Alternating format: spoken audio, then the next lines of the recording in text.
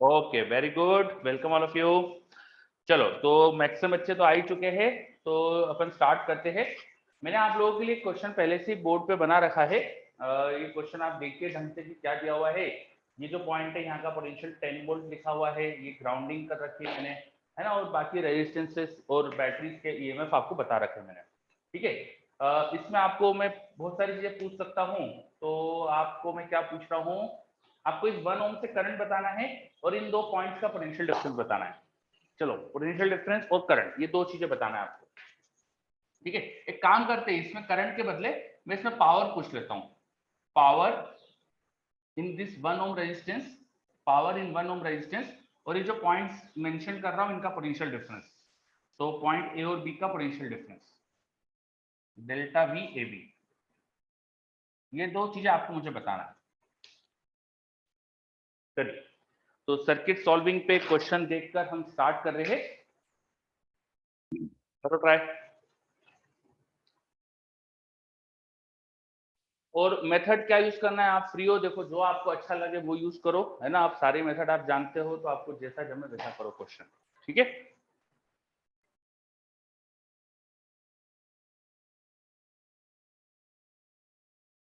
1 ohm resistance में कितनी power develop हो रही बताना है, और बाकी आपको मैंने जो पोटेंशियल डिफरेंस पूछा है वो बताना है।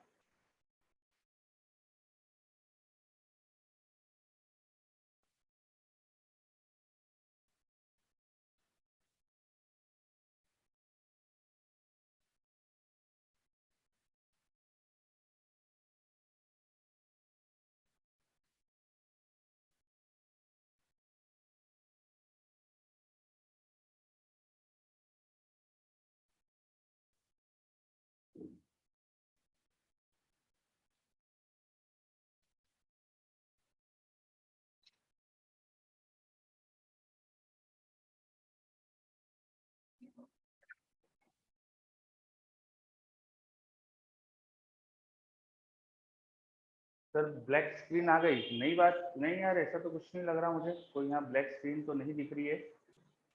अंश, यहाँ तो सब है। क्या सभी बच्चों को प्रॉपरली दिख रहा है, बोर्ड दिख रहा है, विजिबल है? ये सब बच्चे बोल रहे हैं विजिबल है। अंश, आपके एंड पे कुछ आपने गलत करा है ना, एक बार चेक कर लो।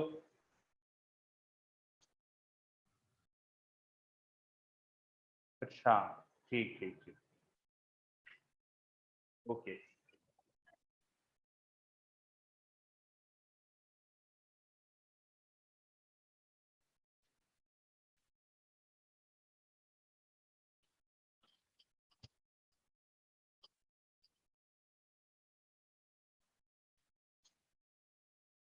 चलिए ट्राई।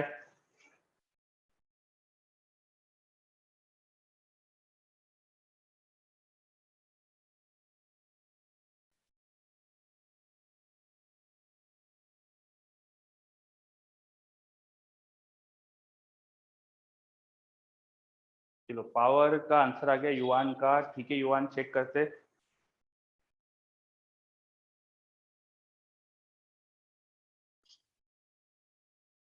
बुराउद्दीन का भी आंसर आ रहा है। दोनों के अलग है, युवान बुराउद्दीन के, तो आंसर चेक कर लो आप, किसी का तो गलत है डेफिनेटली।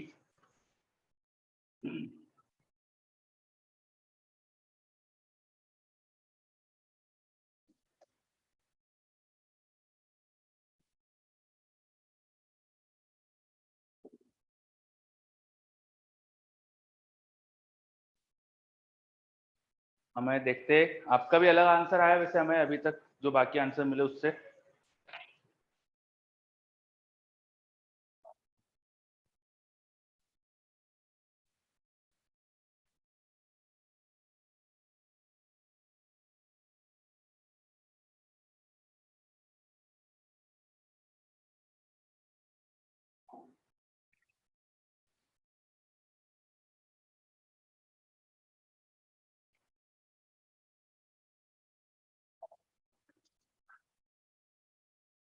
तो सर, करंट कंप्लीट ही, सर्किट कंप्लीट ही नहीं है, तो 1 ओम में करंट ही नहीं आएगा। नहीं बुराउद्दीन, हमने यहाँ पर पोटेंशियल लगाया ना 10 वोल्ट, तो डेफिनेटली आपको मैं जब पोटेंशियल दे रहा हूँ तो वहां कुछ कनेक्ट करा है मैंने, तभी पोटेंशियल आया है।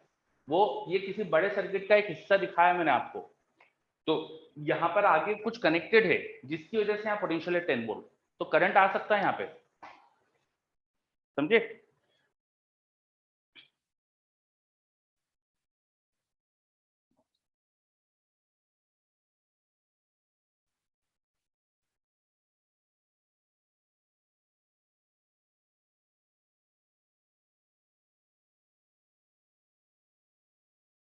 ये दोनों पॉइंट से भी करंट आ सकता है।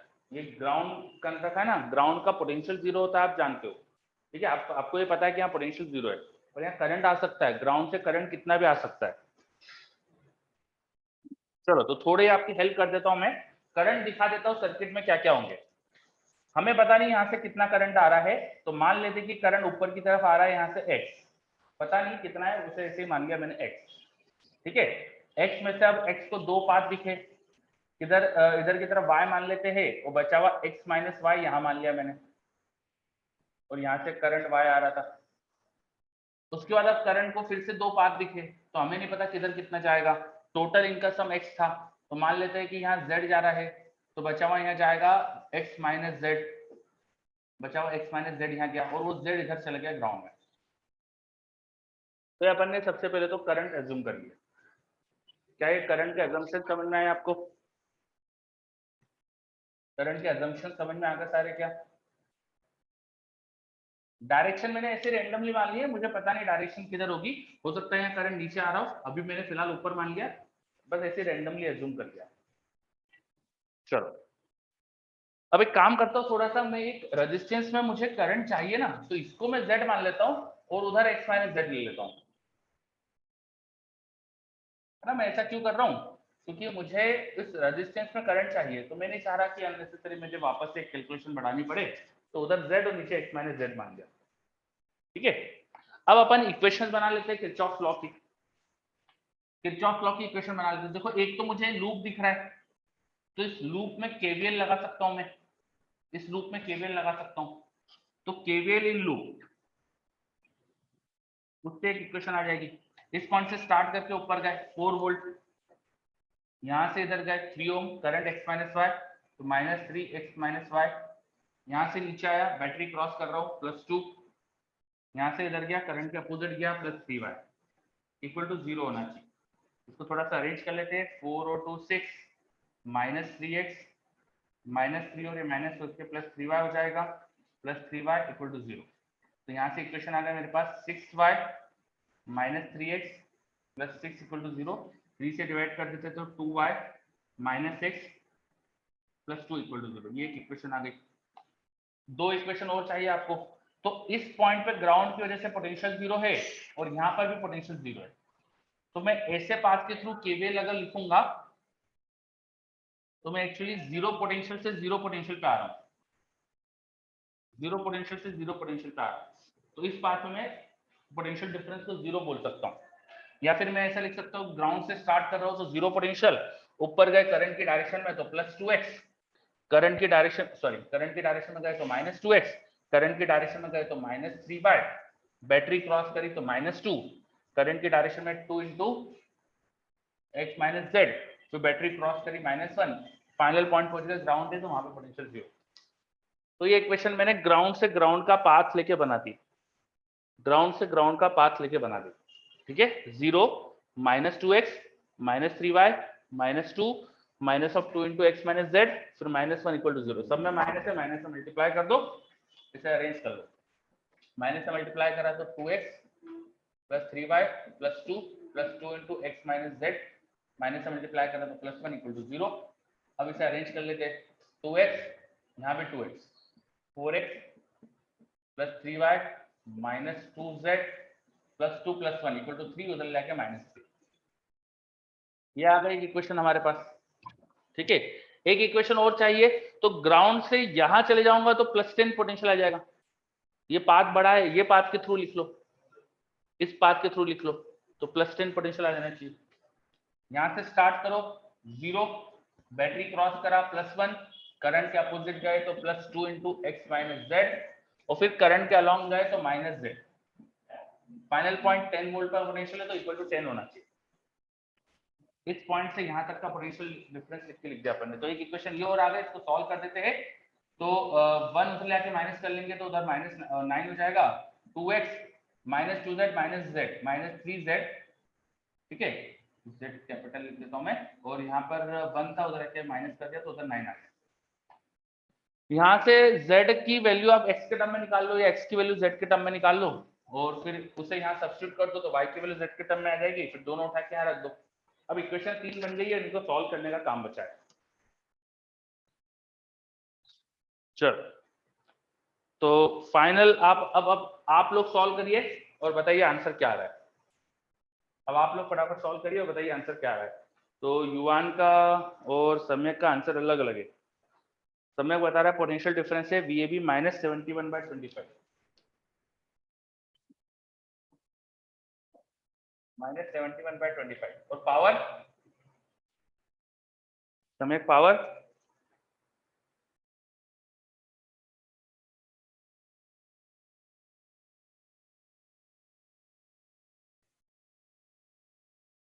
कैलकुलेटिंग, ओके करो कैलकुलेट।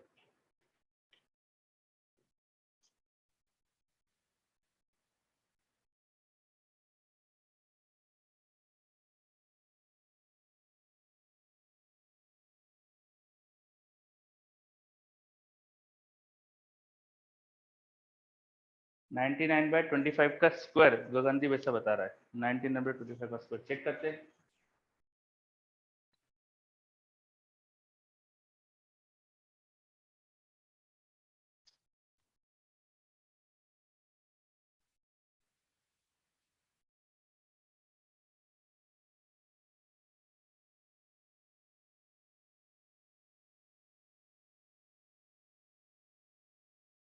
तो हम आपका आंसर और अलग आ गया 67/4। देखो ये सम्यक का आंसर ये था, आपका अलग है, कुछ गलती है डेफिनेटली किसी की, मतलब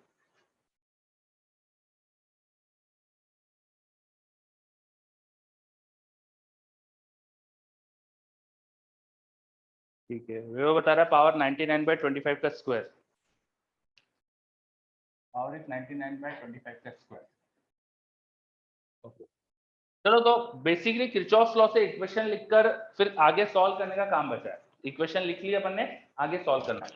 देखो अगर किरचॉफ लॉ से करने गया मैं तो देखो 3 इक्वेशन बन रही है ना। अगर इसे नोडल से करते ना तो थोड़ा आसान हो सकता था, क्योंकि नोडल में मुझे दिख रहा है यहाँ पर कि ये दो ग्राउंड ग्राउंड से तो पोटेंशियल 0 ले लेंगे अपन, यहाँ का पोटेंशियल 10 वोल्ट बचा, फिर बचे हुए दो नोड ये और ये, इनका पोटेंशियल मानना पड़ता आपको। तो नोडल से करते तो 2 वेरिएबल में काम होता, तो ज्यादा बेटर मेथड यहाँ पर भी नोडल ही थी, ठीक है। चलो सम्यक का पावर का आंसर आ रहा है 841/1875, 841/1875। तो बारी अजीब आंसर आ गया। तो देख लेना है पावर का आंसर क्या है, पोटेंशियल डिफरेंस का आंसर क्या है। चलो मैं एक तरीके से और बता देता हूँ उस क्वेश्चन को करने के लिए। अगर हम नोडल से करते तो कंपैरेटिवली ज्यादा आसान होता। नोडल से करने के लिए आपको नोड ए और नोड बी के पोटेंशियल एज्यूम करना पड़ते, तो ग्राउंड ऑलरेडी दिया हुआ है तो 0 मत मान लेना, इनको कुछ और मानना पड़ेगा, ठीक है। तो सेकंड मेथड के लिए let potential at node A, उसको कुछ मान लेते हैं अपन, क्या मान ले अपन, एक्स वाई तो पहले ले चुके अपन, कुछ और ले लेते हैं पी, और potential of node Q node B उसको मान लेते हैं Q. Potential of node B सर्वेज बोल रहा है 99/25 का स्क्वायर ही आ रहा है। अच्छा तो पावर के आंसर में दो आंसर मिल रहे हैं मुझको, कई बच्चे 99/25 का स्क्वायर बोल रहे हैं और कई बच्चे ये बोल रहे हैं। चलो अपन एक तरीके से और देखकर फटाफट इक्वेशन बना के सॉल्व करके देख लेते हैं। नोडल से करते तो बी और ए के पोटेंशियल एज्यूम कर लेते हैं अपन, और एक ग्राउंड ग्राउंड से यहाँ पोटेंशियल तो 0 हो जाता है ना। अब नोड ए पर इक्वेशन लिखते हैं अपन। नोड ए पे करंट सब तरफ से आ रहा है ऐसा मान लिया मैंने, तो यहां से यहां गए 0 -P/2 प्लस यहां से यहां गए, यहाँ का पोटेंशियल क्यू माना था मैंने, क्यू -P, बैटरी अपोजिट है -4/3 प्लस यहां से यहां से यहाँ का Q -P, बैटरी सपोर्ट में थी +2 अपॉन रेजिस्टेंस 3 इक्वल टू 0। एक इक्वेशन ये बनती नोडल से करते तो, और एक इक्वेशन इस नोड की बनाना पड़ेगी अपन को। एट बी, यहां से यहां चलते, करंट इधर की तरफ जा रहा है मैंने मान लिया, तो स्टार्टिंग पॉइंट का potential P minus Q, battery current की सपोर्टिंग डायरेक्शन में आ गई है बाय 3, प्लस ये वाला 10 माइनस क्यू, बैटरी है ही नहीं वहां, अपॉन में 1, प्लस इस पॉइंट पे ये वाला पोटेंशियल, ये वाला current P minus Q, battery अब अपोजिट है -2 अपॉन 3, और लास्ट यहाँ वाला तो 0 माइनस क्यू, बैटरी इधर सपोर्ट में +1 अपॉन रेजिस्टेंस 2 इक्वल टू 0। तो आप देखिए अगर नोडल से करते तो मुझे दो ही इक्वेशन में काम हो जाता मेरा, और दो इक्वेशन से जो पी क्यू मिलते हैं डायरेक्टली उनका डिफरेंस मुझे यहाँ का पोटेंशियल डिफरेंस मिल जाता है ना, तो इन दोनों से थोड़ा सा जल्दी होगा नोडल से।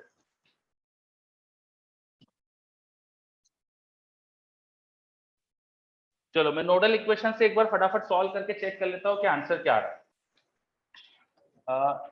Q Q Q by 3 Q by 3, तो 2 Q by 3 minus P by 2 minus P by 3 minus P by 3 minus P by 3 minus P by 3 minus 2 P by 3 और माइनस पी बाय 2, तो पी कॉमन लिया 1 bye 2 plus 2 by 3, LCM ले लो तो नीचे आएगा 6, यहाँ multiply हो जाएगा, सॉरी क्या था यहाँ पे 1 बाय 2 प्लस 2 बाय 3, एलसीएम ले लेंगे तो यहाँ 3 से मल्टीप्लाई डिवाइड, यहाँ 2 से multiply divide, 4 3 7 7 P by 6 -4 by 3 plus 2 by 3, it will be -2 by 3, उधर लेकर तो 2 बाय 3, पूरी इक्वेशन में 6 से मल्टीप्लाई कर दो तो यहाँ हो जाएगा 4, यहाँ 7 ऊपर रहेगा, मैंने 6 से मल्टीप्लाई करा तो 4, तो पहली इक्वेशन यहाँ आ गई। ठीक है, ऐसे दूसरी में फटाफट सॉल्व कर देते हैं। पी बाय 3 एक 2 पी बाय 3 तो 2 P by 3 minus Q by 3 minus Q by 3 minus Q by 2 minus Q by 3 minus Q common ले लेता हूँ, 1 बाय 3 प्लस 1 प्लस 1 बाय 3 और प्लस 1 बाय 2, सॉल्व करो 1 प्लस 1 बाय 2 3 बाय 2 हो गया, ये 1 बाय 3 और 1 बाय 3 दो बार आता तो 2 बाय 3 हो गया। अब यहाँ एलसीएम ले लो 4 9 9 और 4 13 13 by 6 13 Q by 6 equal to 4 by 3 plus में 10 प्लस में उधर आके माइनस में होगा, -2 बाय 3 उधर आके प्लस में हो जाएगा, और वहां प्लस 1 बाय 2 उधर जाके माइनस में हो जाएगा। ठीक है, फिर से चेक कर लेता हूँ, 4 बाय 3 जाके माइनस में, यहाँ पे प्लस 10 था उधर आके माइनस में, -2 बाय 3 उधर आके प्लस में, और प्लस 1 बाय 2 उधर आके माइनस में। ठीक है, इससे सॉल्व कर देते हैं। 2 by -4 by 3 plus 2 by 3 it will be -2 by 3, तो -2 बाय 3 ये कैंसिल कर दिया, माइनस कॉमन ले लो सब जगह से, तो ये इक्वेशन आ गई 1 2, इसमें ऊपर नीचे 6 से मल्टीप्लाई कर लो तो 60 बाय 6, यहाँ 3 2 से मल्टीप्लाई करो तो 4 बाय 6, यहाँ 3 से मल्टीप्लाई करो 3 बाय 6, सम कर दो 4 3 7, ये 67/6 हो रहा है, 67/6, पूरी इक्वेशन में 6 से मल्टीप्लाई कर दो तो यहाँ 4 हो गया, यहाँ 6 कैंसिल हो गया और यहाँ 6 गायब हो गया। ये सेकंड इक्वेशन आ गई। सेकंड इक्वेशन से आप पी और क्यू की वैल्यू निकालना है, सब्ट्रैक्ट कर लो, सब्ट्रैक्ट नहीं कर पाएंगे, पी यहाँ पे पी इधर है, तो ऊपर 4 से मल्टीप्लाई करो, नीचे 7 से मल्टीप्लाई करो, फिर ऐड कर दो, 4 से 7 से मल्टीप्लाई करके ऐड कर दो। ठीक है, करो आगे सॉल्व इसके बाद आप। चलो यहाँ से मेरे पास पी का आंसर युवान का आ गया 469/75, भारी गंदे डाटा दिया मैंने, मतलब पी का आंसर आ रहा है युवान का 469/75। ऐसे क्यू का आप निकाल लेना, और क्यू का डिफरेंस लेके अपन को पोटेंशियल डिफरेंस मिल जाएगा, और क्यू पॉइंट का पोटेंशियल पता है तो क्यू -10/1 वो यहाँ का करंट हो जाएगा, क्यू -10/1 यहाँ का करंट हो गया, करंट आ जाएगा तो पावर में मिल जाएगा। ठीक है, ओके, क्यू की वैल्यू सोहम बता रहा है 453/75। अच्छा, युवान बोल रहा है क्यू का आंसर है उसका, ये युवान का ये क्यू है, तो फिर क्यू पी कुछ और आ रहा होगा। चलो बेसिकली देखो इक्वेशन कम बन रही है अगर अपन नोडल से करेंगे तो, ये वाला क्वेश्चन भी नोडल से थोड़ा आसान हो रहा है, दो इक्वेशन में नोडल से काम हो रहा है, दो वेरिएबल की इक्वेशन आगे सॉल्व करना है, डाटा देने में मैंने रैंडम दिया है तो कुछ ऐसा गंदे गंदे आंसर आ रहे हैं, अदरवाइज अच्छे भी मिल सकते हैं अपन को। ठीक है, चलो मेथड सबको क्लियर हो रही है? ओके, वेरी गुड, है ना। तो अपन ने थोड़ा सा रिवीजन के हिसाब से दोनों तरीके से क्वेश्चन को करके देखा, है ना। बाकी डाटा अब क्वेश्चन में अच्छा आना चाहिए, तो अपन आसानी से फिर ज्यादा चीजें कर पाएंगे। ठीक है, तो हमने सर्किट सॉल्विंग अच्छे से देख लिए। अब सर्किट सॉल्विंग में कैसा भी क्वेश्चन आ जाए, करना आपको यही सब है। कैसा भी क्वेश्चन आ जाए, आपको तीन ही मेथड सीखना है, किरचॉफ लॉ, नोडल एनालिसिस, ये सब चीजें, और इनको अप्लाई करना है। अब अपन कुछ नई चीजें स्टार्ट करते हैं, ठीक है, कुछ नई चीजें स्टार्ट करते हैं। Very good. तो ये सब हटा रहा हूं मैं। सर्किट सॉल्विंग अपना कंप्लीट। कुछ एक दो कॉन्सेप्ट सर्किट सॉल्विंग के और आएंगे आगे, पर अभी के लिए हम नेक्स्ट चीज स्टार्ट करते हैं। तो नेक्स्ट कॉन्सेप्ट लिखो सेल। नेक्स्ट कॉन्सेप्ट लिखो सेल। सेल के अंदर क्या होता है, मैंने आपको पहले भी कुछ आइडिया दिया था। सेल के अंदर क्या होता है इसके बारे में पहले भी अपन बात कर चुके हैं। सेल में इलेक्ट्रोलाइट्स होते हैं, दो इलेक्ट्रोड्स होते हैं। उन इलेक्ट्रोलाइट्स की केमिकली उनमें एबिलिटी होती है कि एक इलेक्ट्रोड से दूसरे इलेक्ट्रोड जाने की, जिसकी वजह से वो इलेक्ट्रोड से पोटेंशियल डिफरेंस क्रिएट करते हैं, ठीक है। अब थोड़ा सा और दूसरी चीजें सेल के बारे में समझते हैं अपन। हमें ये तो पता है कि सेल के अंदर ड्यू टू केमिकल रिएक्शंस, जो दो इलेक्ट्रोड्स है सेल के अंदर,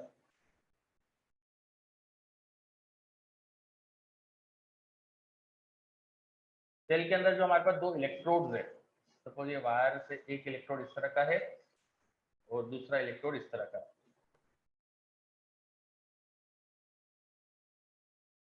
ये अंदर कुछ इलेक्ट्रोलाइट सॉल्यूशन है।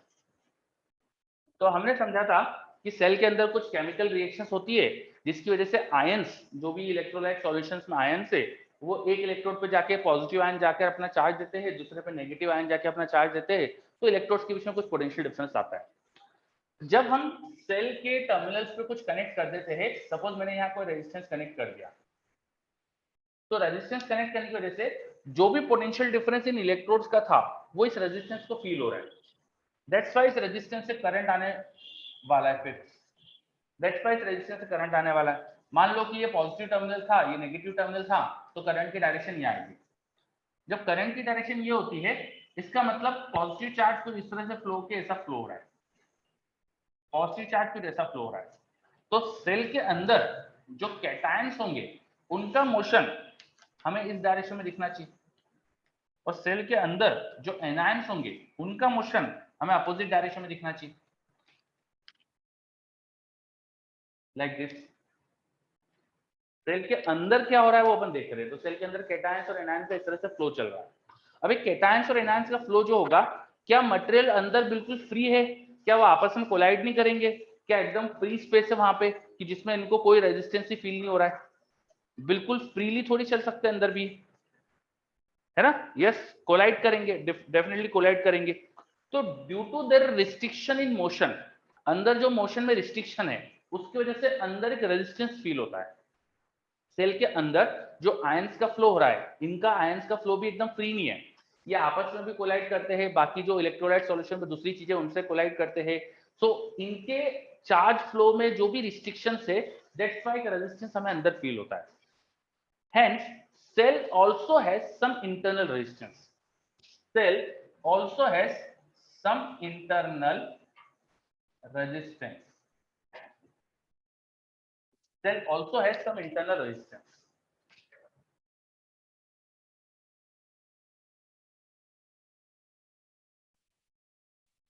चलो मैं एक बार देख लेता हूँ। करंट की डायरेक्शन ये फ्लो कर रही है, तो positive charge will flow like this. तो बिल्कुल सही बताया मैंने पॉजिटिव चार्ज का फ्लो, बिल्कुल सही बताया मैंने पॉजिटिव चार्ज का फ्लो, ठीक है। Positive charges will be flowing like this and negative charges will be flowing like this. तो चार्जेस का फ्लो तो बिल्कुल सही बताया मैंने,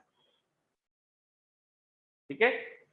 अंशुल, आपको जो डाउट था, आप क्यों बोल रहे हैं ऐसा कि आपको उल्टा लग रहा है करंट का डायरेक्शन अंदर? निकुंज, आपने भी बोला उल्टा है।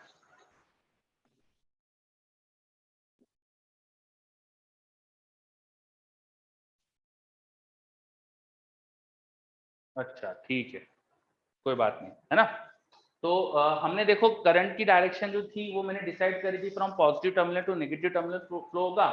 रेजिस्टेंस में जो करंट होता है, करंट की डायरेक्शन मतलब पॉजिटिव चार्ज के फ्लो की डायरेक्शन, तो पॉजिटिव चार्ज का फ्लो ऐसा चल रहा है, तो डेफिनेटली कैटायंस इधर और एनायंस इधर जाना चाहिए, ठीक है। और इनका फ्लो क्यों होता है?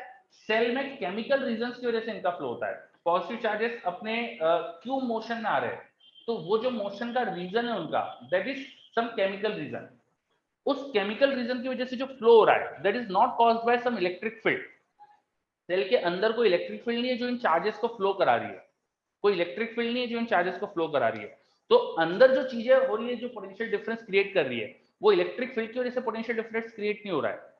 हेंस इस पोटेंशियल डिफरेंस को हम जो इलेक्ट्रोस्टैटिक्स में हमने पढ़ा है वैसा नहीं मानना चाहिए। ये एक नॉन कंजर्वेटिव पोटेंशियल डिफरेंस है। नॉन कंजर्वेटिव कुछ अंदर फोर्स क्रिएट हो रहा है जो चार्जेस को फ्लो करा रहा है, तो इनकी वजह से जो है पोटेंशियल डिफरेंस क्रिएट होता है, उसको हम पोटेंशियल डिफरेंस ना बोलते हुए ईएमएफ बोलते हैं, ईएमएफ, ठीक है। फिर से समझो मैंने क्या कहा, सेल के अंदर जो चार्जेस का फ्लो है, वो फ्लो किसी इलेक्ट्रिक फील्ड की वजह से नहीं है, और इस फ्लो की वजह से इन टर्मिनल्स पे कुछ पोटेंशियल डिफरेंस क्रिएट हो रहा है, ठीक है। ये जो पोटेंशियल डिफरेंस टर्मिनल्स पे क्रिएट हो रहा है, इसका reason is not electric field, इसका रीजन केमिकल है।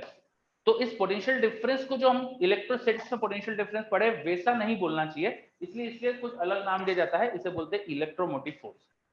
This is some kind of non-conservative force is involved there, and that non-conservative force is creating the potential difference between terminals of cell, और उसको इसलिए हम EMF नाम देते हैं। समझ में आ रहा है? यस, बिकॉज हम अंदर जो पोटेंशियल डिफरेंस होता है ना, हमने जो इलेक्ट्रोस्टैटिक्स में पढ़ा है, वो इलेक्ट्रिक फील्ड की वजह से हमने डिफाइन करा है। यहाँ कोई इलेक्ट्रिक फील्ड नहीं है जो टर्मिनल से पोटेंशियल डिफरेंस क्रिएट कर रही है, इसलिए सेल के लिए हम बेटर वर्ड होगा कि हम ईएमएफ यूज करें। सेल के टर्मिनल्स में जो पोटेंशियल डिफरेंस आता है उसको हम ईएमएफ से बोलते हैं, ईएमएफ वर्ड यूज करते हैं। चलो, तो what is EMF of cell, ये हमको अब समझ में आ रहा है। सेल के अंदर इंटरनल रेजिस्टेंस भी होता है। अब सेल में जो दोनों चीजें हैं, इनको समझाने के लिए, इनको दिखाने के लिए, रिप्रेजेंट करने के लिए हम सेल का सर्किट में जो सिंबल होता है वो कुछ इस तरह से यूज करते हैं। सेल का जो सर्किट में सिंबल होता है कुछ इस तरह से यूज करते हैं। ये सेल का सिंबल दिखाया, इसमें जो भी सेल का ईएमएफ है वो हम रिपोर्ट कर देंगे, और सेल का जो इंटरनल रेजिस्टेंस होता है उसको साथ में ऐसे रिपोर्ट कर देते हैं। जो भी सेल का ईएमएफ है उसे रिपोर्ट कर देंगे, इंटरनल रेजिस्टेंस को रिपोर्ट कर देंगे, और ये हमारा कंबाइनली एक सेल, जो दोनों चीजें हैं वो एक साथ में एक cell, this is a cell. ये एक रियल सेल हो गया, प्रैक्टिकल सेल हो गया। जो हम अभी तक क्वेश्चन तो बनाते थे उसमें इंटरनल रेजिस्टेंस हमने शो नहीं करा था, तो वो हम एक तरह से आइडियल सेल शो कर रहे थे, ठीक है। एक आइडियल सेल शो कर रहे थे हम, ideal cell which has zero internal resistance.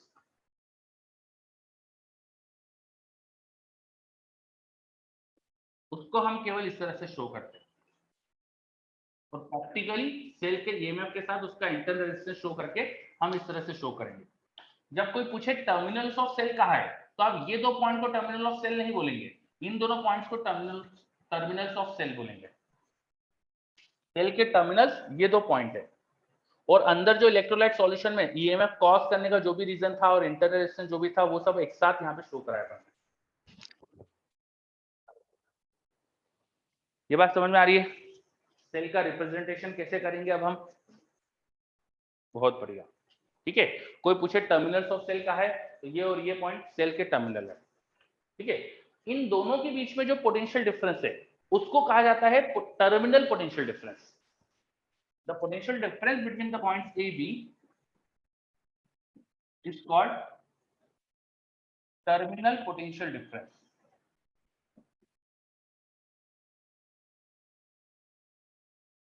Terminal potential difference, A और बी पॉइंट के बीच में जो भी पोटेंशियल डिफरेंस है, that is called terminal potential difference,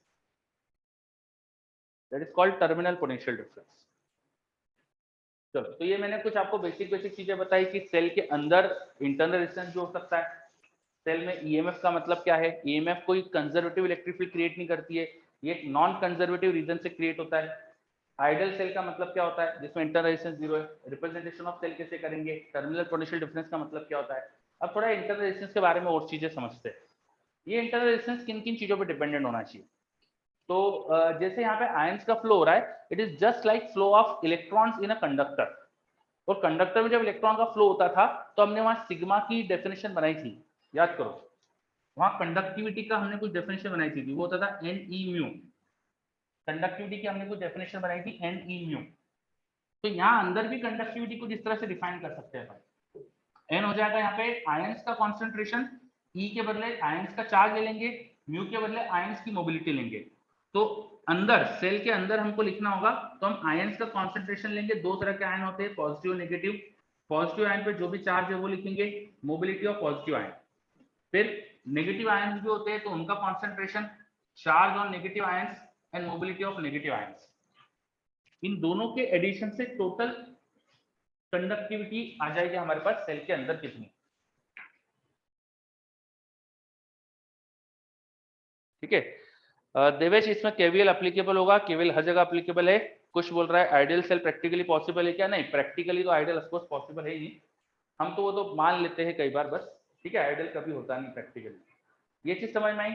cell के अंदर कंडक्टिविटी को जिस तरह से डिफाइन कर देंगे अपन। ठीक है, पॉजिटिव चार्जेस कैटायंस का जो भी कॉन्सेंट्रेशन है, charge on the cations, mobility of cations. Negative ions का जो भी कॉन्सेंट्रेशन है, चार्ज ऑन एनायंस और उनकी मोबिलिटी। ठीक है, देवेश बात करते। तो अब ये जो कंडक्टिविटी आ गई, इससे हम रेजिस्टेंस भी डिफाइन कर सकते हैं, इंटरनल रेजिस्टेंस। तो इस आर को, इसका उल्टा रेजिस्टिविटी, कंडक्टिविटी का उल्टा रेजिस्टिविटी बोल देंगे, और इस इंटरनल रेजिस्टेंस को अपन रो एल बाय ए जैसा लिख सकते हैं। Now this L will be the distance between the electrodes, the area will be the cross section area of electrodes, will be the cross section area of electrodes। तो cell का internal resistance भी हम rho L by जैसा मान सकते हैं।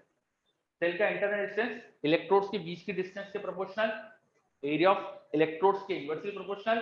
जितने बड़े बड़े एरिया लेंगे इलेक्ट्रोड्स के, उतना कम इंटरनल रेजिस्टेंस होगा। डिस्टेंस इलेक्ट्रोड की ज्यादा रखेंगे तो रेजिस्टेंस ज्यादा बढ़ेगा।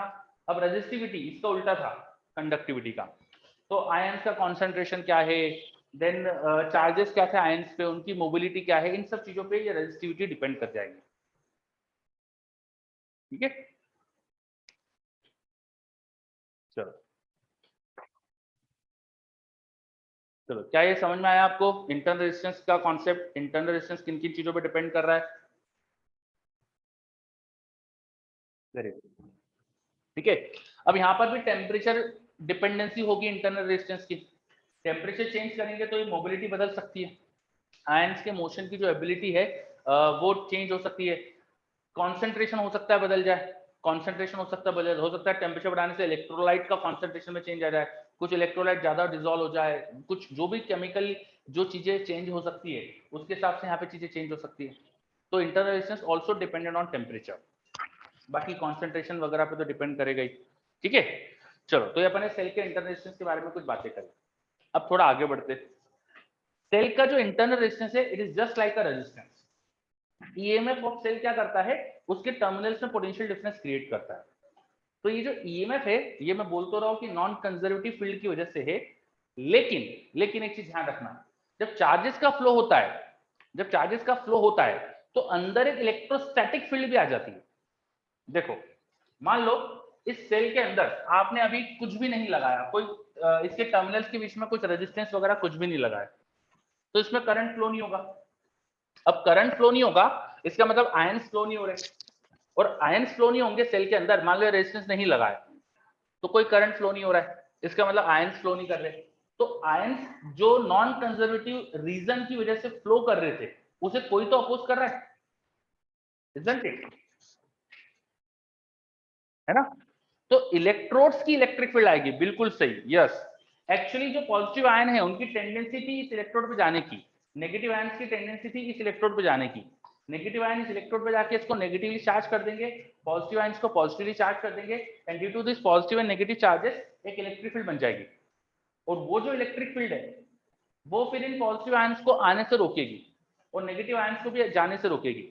तो जब कोई करंट फ्लो नहीं है तो आयंस का फ्लो नहीं है, इसका मतलब जो यहाँ पे इलेक्ट्रिक फील्ड क्रिएट हुई है, उस इलेक्ट्रिक फील्ड ने जो पोटेंशियल डिफरेंस क्रिएट करा है वो बिल्कुल ईएमएफ के बराबर होना चाहिए। तभी उसने फ्लो को रोक दिया। ठीक है,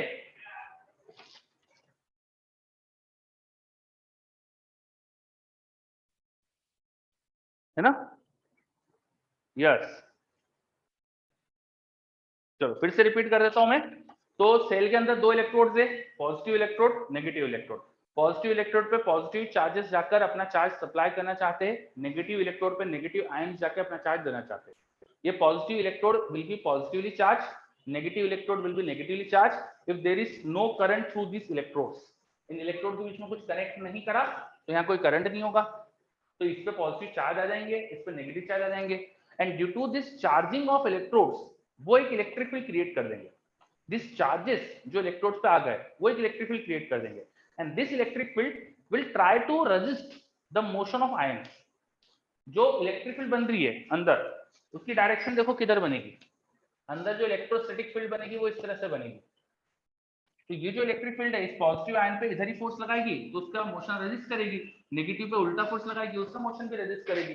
तो अंदर ये इलेक्ट्रिक फील्ड अगर इनके मोशन को रोकने में सक्सेसफुल हो गई तभी करंट जीरो होगा, और करंट तो नॉर्मल सिचुएशन में जब कुछ जोड़ते नहीं तो जीरो होता ही है। That means in the condition when there is nothing connected between the terminals of cell, there will be an electric field created within the cell, and that electric field will be exactly stopping the non conservative kind of electric field। जो अंदर reason था ना charges के movement का, non conservative जो reason था उसको बिल्कुल रोक दिया इसने। तो इक्विलिब्रियम सिचुएशन में जो हमारी इलेक्ट्रोस्टैटिक फील्ड जनरेट हुई है वो नॉन कंजर्वेटिव इलेक्ट्रिक फील्ड के बिल्कुल बैलेंस कर रही है। दैट्स व्हाई यहाँ जो इलेक्ट्रोस्टैटिक पोटेंशियल डिफरेंस डेवलप हुआ है वो ईएमएफ के बराबर होगा, वो बिल्कुल ईएमएफ के बराबर होगा। जो इलेक्ट्रिक फील्ड की वजह से पोटेंशियल डिफरेंस आएगा वो बिल्कुल ईएमएफ के बराबर होगा। चलो, क्या ये बात अच्छे से सबको क्लियर हो रही है? ओके, इस पॉइंट को आपने लिखा, इस पॉइंट को लिखा आपने?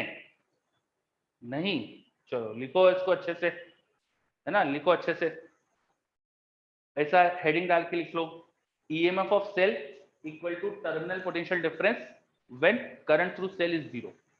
इसका पॉइंट बना के लिख सकते हो, EMF of cell equal to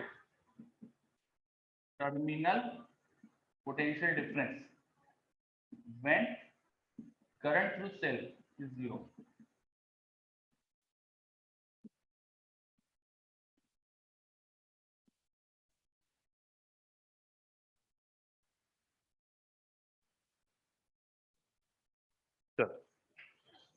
और अच्छे से इसको एक्सप्लेन कर लो। एक्सप्लेन करने के लिए डायग्राम में आप इलेक्ट्रिक फील्ड दिखा सकते हो। ये इलेक्ट्रिक फील्ड यहाँ पे क्रिएट हो गई है, ये इलेक्ट्रिक फील्ड क्यों क्रिएट हो गई, क्योंकि पॉजिटिव आयन ने इस इलेक्ट्रोड को पॉजिटिव चार्ज कर दिया, नेगेटिव ने इसे नेगेटिव चार्ज कर दिया, and due to positive negative charges एक इलेक्ट्रिक फील्ड जनरेट हो गई। और ये इलेक्ट्रिक फील्ड की वजह से हम पोटेंशियल डिफरेंस डिफाइन कर सकते हैं। इलेक्ट्रिक फील्ड की डायरेक्शन इधर मतलब उल्टा जाने पर पोटेंशियल बढ़ेगा, इसलिए यहाँ पर पोटेंशियल हायर है, यहाँ पे लोअर है।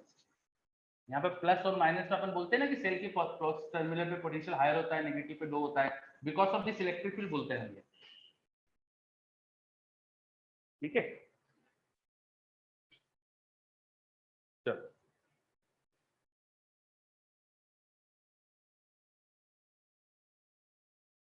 जब हो जाए कंप्लीट बता देना।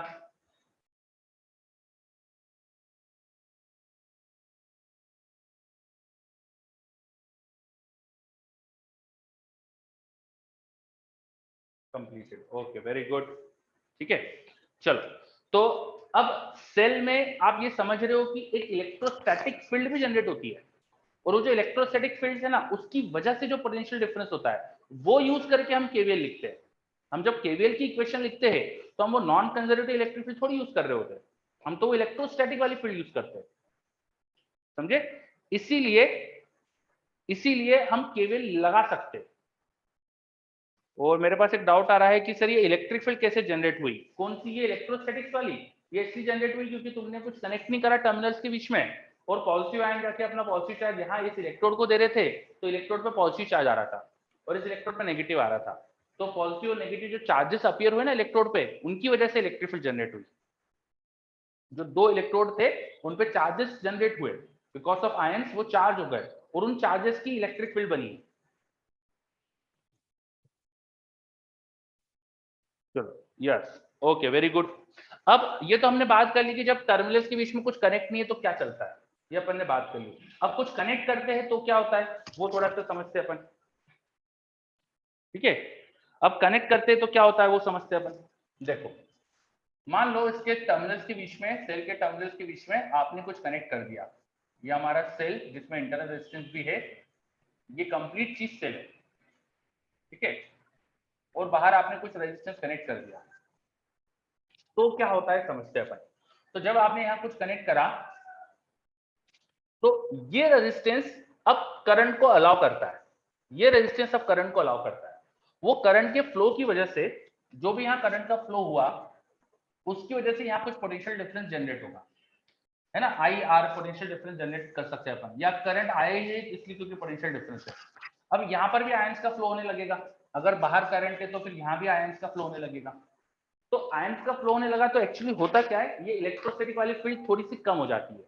जो केमिकली जो इलेक्ट्रिक फील्ड थी, केमिकली नॉन कंजर्वेटिव जो रीजन था जिसकी वजह से आयन फ्लो करना चाहते थे, उसको स्टॉप नहीं कर रही है ये conservative electric field. Conservative electric field थोड़ी कम हो गई, और उस कंजर्वेटिव इलेक्ट्रिक फील्ड के थोड़ा कम होने से नेट में जो अंदर आयंस का फ्लो आ गया, और वो इतना फ्लो आ गया जिससे कि ये करंट प्रोड्यूस हो गया। अंदर आयंस का जो फ्लो है वो इतना क्रिएट हो गया जिससे ये करंट प्रोड्यूस हो गया। तो अंदर इलेक्ट्रिक फील्ड इतनी रिड्यूस हो जाएगी, इतनी रिड्यूस हो जाएगी जिससे ये करंट प्रोड्यूस हो सके। बात समझ में आ रही है, ठीक है। अब इलेक्ट्रिक फील्ड रिड्यूस होगी मतलब पोटेंशियल डिफरेंस कम हो जाएगा, पोटेंशियल डिफरेंस कम हो जाएगा। तो जब सेल से करंट फ्लो होने लगता है ना, तो उसके टर्मिनल्स का पोटेंशियल डिफरेंस कम हो जाता है, उसके टर्मिनल्स का पोटेंशियल डिफरेंस कम हो जाता है। जब सेल से करंट फ्लो होता है तो उसके टर्मिनल का पोटेंशियल डिफरेंस कम हो जाता है। और वो हमको यहाँ भी समझ में आ रहा है। मान लो सर्किट में आई करंट है, करंट को स्मॉल आई बता देता हूँ। मान लो सर्किट में स्मॉल आई करंट था, तो अब अगर मैं केवीएल लगा के इस पूरे लूप में केवीएल लगा के अगर मैं देखूं तो स्मॉल आई की वैल्यू मैं बता सकता हूँ कितनी है, वो हो जाएगी E upon R plus R. तो टर्मिनल्स ऑफ सेल ए और बी, इनका पोटेंशियल डिफरेंस आप निकाल सकते हो। ये हो जाएगा, करंट की डायरेक्शन में जा रहे हैं देखो हम, तो माइनस आई आर प्लस ई, तो E माइनस आई आर। ये जो पोटेंशियल डिफरेंस लिख रहे हैं ना अपन ए और बी पॉइंट्स के बीच में, ये यहाँ इन टर्मिनल्स का पोटेंशियल डिफरेंस दिख रहा है। तो ये इलेक्ट्रोस्टैटिक फील्ड थोड़ी रिड्यूस हो गई, that's why terminal potential difference अब ईएमएफ से कम आ रहा है।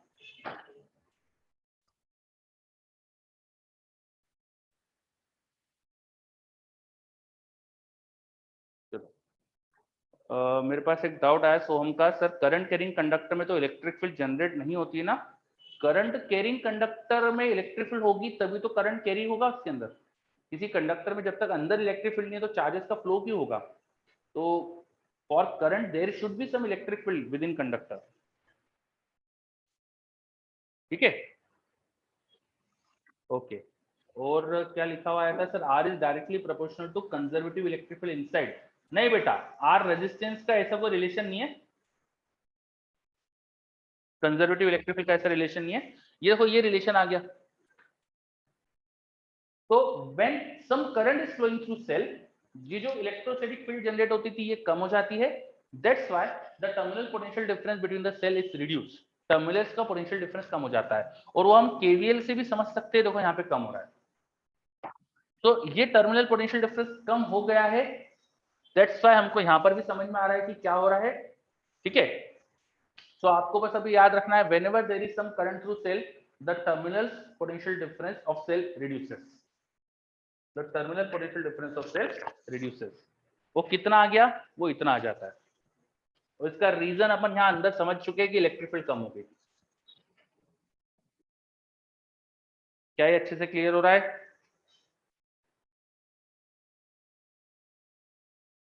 वेरी गुड, बहुत बढ़िया। चलो तो ये नोट कर लीजिए, terminal potential difference when some current is flowing through cell, ये हो जाएगा। अब आप जब सेल को चार्ज करते हो ना, जब आप सेल को चार्ज करते हो तो आप बाहर से कोई बड़ा सेल लगा देते हो जिसका ईएमएफ और ज्यादा है, उस सेल से फिर इसके अंदर करंट चले जाता है, इसके अंदर ऐसा करंट फ्लो होता है। इन दैट केस जब सेल चार्ज होगा करंट इस तरह से जाएगा, तो यहाँ प्लस साइन आ जाएगा। सर तो हाँ बोलिए। सर अभी तो अपन ने कहा था कि जो रियल सेल रहता है उसमें पोटेंशियल डिफरेंस की वजह से नहीं होता है, इलेक्ट्रोमोटिव फोर्स की वजह से होता है। क्या, एक मिनट, सेंटेंस अच्छे से बोलो। मैंने इलेक्ट्रोमोटिव फोर्स की वजह से और पोटेंशियल डिफरेंस की वजह से नहीं होता है, क्या नहीं होता है, क्या होता है? Current flow, current current. हाँ ठीक है। बट सर इधर अपन देखें तो जो मेन है वो तो इलेक्ट्रिक फील्ड ही है, उसको थोड़ा सा कम कर रहा है ना वो तो। चार्जेस कौन फ्लो करवा रहे हैं? चार्जेस का फ्लो होने का रीजन क्या है? ये आयंस के फ्लो होने का रीजन क्या है? ये इलेक्ट्रिक फील्ड इन आयंस को फ्लो करा रही थी क्या? No sir. नहीं। ये इलेक्ट्रिक फील्ड क्या कर रही थी? उल्टा इनको रेजिस्ट कर रही है। तो ठीक यस है। सर। तो इन आयंस का फ्लो का जो रीजन है वो नॉन कंजर्वेटिव वाला रीजन, जो केमिकल रीजन है, वही इनको फ्लो करा रहा है अभी भी। बट सर जब अपन पोटेंशियल डिफरेंस देख रहे हैं ए और बी का, उसमें मेन रोल तो फिर इलेक्ट्रिक फील्ड क्यों प्ले कर रही है? बिल्कुल सही। तो पोटेंशियल डिफरेंस का रीजन वो कंजर्वेटिव इलेक्ट्रिक फील्ड है। और we define potential difference for conservative electric field. Potential difference हम डिफाइन ही करते हैं फॉर कंजर्वेटिव इलेक्ट्रिक फील्ड। आपको कंजर्वेटिव इलेक्ट्रिक फील्ड के लिए तो पोटेंशियल डिफरेंस को डिफाइन करवाया है। तो जो कोई पूछेगा कि सेल के टर्मिनल का पोटेंशियल डिफरेंस क्या है, तो इसका मतलब वो पूछ रहा है कि इलेक्ट्रिक फील्ड जो कंजर्वेटिव वाली है इनटू डिस्टेंस का इंटीग्रेशन क्या है। समझे? मतलब सर जो ईएमएफ का रोल है वो अंदर के इंटरनल रेजिस्टेंस के लिए है, और जो नहीं नहीं, ईएमएफ का रोल इंटरनल रेजिस्टेंस के लिए नहीं है। ईएमएफ का रोल है अंदर इन आयंस के फ्लो को करवाने में। जो आयंस का फ्लो है वो बिकॉज ऑफ ईएमएफ हुआ है। Okay okay sir. ठीक है। और internal resistance is trying to resist this flow. Cell में जो इंटरनल रेजिस्टेंस होता है वो इस फ्लो को रेजिस्ट करता है। तो वो इस इलेक्ट्रिक फील्ड की वजह से वो भी क्रिएट नहीं हुआ है। वो बस ऐसे ही कि आयंस आपस में कोलाइड करते हैं तो एकदम फ्रीली नहीं चल पाते, है ना? वो उसका इस इलेक्ट्रिक फील्ड से कोई रिलेशन नहीं है इंटरनल रेजिस्टेंस का। ओके ठीक। Sir. Okay. Okay, very good. चलो, तो ये अपन ने जो बात करी अभी, सेल से करंट बाहर जा रहा था, इस प्रोसेस को बोलते हैं अपन डिस्चार्जिंग। डिस्चार्जिंग, जब सेल से करंट बाहर जा रहा है। कभी कभी हम सेल को चार्ज भी कर रहे होते हैं, चार्जिंग ऑफ सेल। उस केस में क्या हो जाता है वो देखते हैं अपन। इन केस ऑफ चार्जिंग, जिस सेल को हम चार्ज करते हैं उसको और भी बड़े सेल से हम बाहर कनेक्ट कर रहे होते हैं। यहाँ कोई हमारा बड़ा सेल लगा देते हैं, उस बड़े सेल की वजह से, कोई चार्जिंग डिवाइस की वजह से, कोई चार्जर है, उस चार्जर की वजह से सेल के अंदर करंट आता है। ठीक है। तो जो हमारा सेल था इसके अंदर अब करंट आ रहा है। तो अब अगर टर्मिनल पोटेंशियल डिफरेंस निकालोगे, delta V A B, A और बी पॉइंट के बीच का, तो it should be E plus I R. E plus I R, Kirchhoff law से देख सकते हो, ई प्लस आई आर होना चाहिए। ठीक है।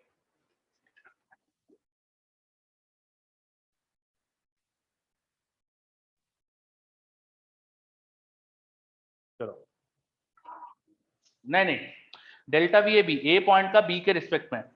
तो बी के रिस्पेक्ट में देख रहा हूं ना मैं, इधर से इधर जाने पे देख रहा हूं, बी के रिस्पेक्ट में। तो ई प्लस में आएगा, आई आर भी प्लस में आएगा। Okay. So when cell is discharging, what is terminal potential difference, वो अपन ने पढ़ा। When cell is charging, what is terminal potential difference, वो अपन ने पढ़ा। अब सेल के टर्मिनल का पोटेंशियल डिफरेंस विद करंट आपको पता है, तो उसका आप ग्राफ भी बना सकते हो। आपसे कोई सेल के टर्मिनल्स के पोटेंशियल डिफरेंस और सेल से फ्लो होने वाले करंट के बीच में ग्राफ पूछे। करंट जब बाहर जा रहा है तो उससे मैं पॉजिटिव ले रहा हूं। Current is positive when flowing out from cell. मतलब ये वाली सिचुएशन का करंट में पॉजिटिव बता रहा हूं। ठीक है। तो इसका इक्वेशन आपको पता थी, तो आप ग्राफ भी बना सकते हो। It should be a straight line graph like this. ऐसा ग्राफ मिलना चाहिए हमको। ठीक है। आपको ये समझ में आ रहा है कि अगर मैं बहुत ज्यादा करंट सेल से फ्लो कर रहा हूँ ई बाय आर का, तो मुझे टर्मिनल पोटेंशियल डिफरेंस जीरो भी मिल सकता है। ठीक है। और मैक्सिमम जब करंट जीरो होगा तो ईएमएफ ई मिलेगा। इस ग्राफ को एक्सटेंड भी कर सकते हो आप, इधर की तरफ एक्सटेंड करा मतलब नेगेटिव करंट, वो चार्जिंग वाला केस हो गया। इससे आगे एक्सटेंड करा तो सेल से ई बाय आर से भी ज्यादा करंट फ्लो हो रहा है, तो टर्मिनल पोटेंशियल डिफरेंस नेगेटिव आ जाएगा। चलो, क्या ये समझ में आ रहा है सब? ये ग्राफ समझ में आया टर्मिनल पोटेंशियल डिफरेंस का?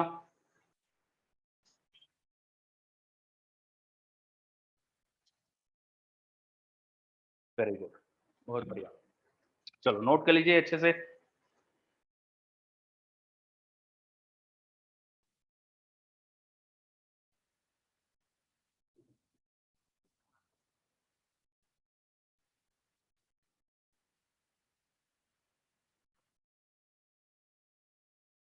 हाँ, दो नोट कर लीजिए अच्छे से। सर नेगेटिव पोटेंशियल डिफरेंस के केस में टर्मिनल्स इन्वर्ट हो जाएंगे? नहीं, ऐसा नहीं कि टर्मिनल इन्वर्ट हो जाएंगे, मतलब वो करंट कुछ ऐसा फ्लो हो रहा है कि टर्मिनल्स का पोटेंशियल डिफरेंस नेगेटिव दिख रहा है अपन को, ऐसा नहीं कि इन्वर्ट हो गए वो। ठीक है, उसका और ज्यादा सेंस मत निकालो आप।